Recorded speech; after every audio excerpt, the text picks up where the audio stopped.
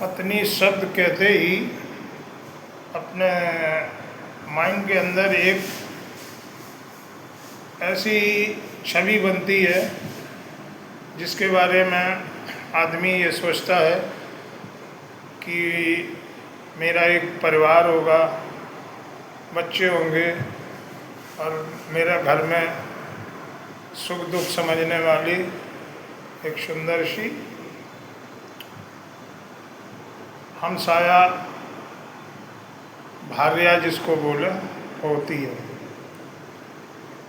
तो जो पत्नी कहते हैं जब सारे गुण मिल जाते हैं तो उसके बाद शादी की रस्म होती है। उसके बाद उस पत्नी और पति के बीच कुछ ऐसा अटूट बंधन बन जाता है जो एक दूसरों को समझना, एक दूसरे के सुख दुख को मानना समझना और एक दूसरे की हर चीज़ पे अधिकार रखना, ये ऑटोमेटिक समाज के सिस्टम से आ जाता है। पत्नी शब्द में इतनी महानता होती है और उतनी ही महानता पति शब्द में होती है।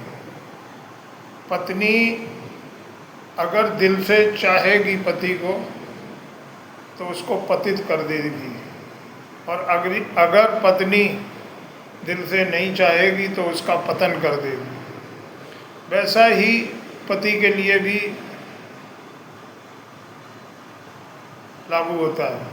अगर पति दिल से पत्नी को चाहता है तो वो पतित कर देता है पत्नी को, और अगर पति दिल से नहीं चाहता है, गद्दारी करता है, तो वो खुद भी मिट जाता है।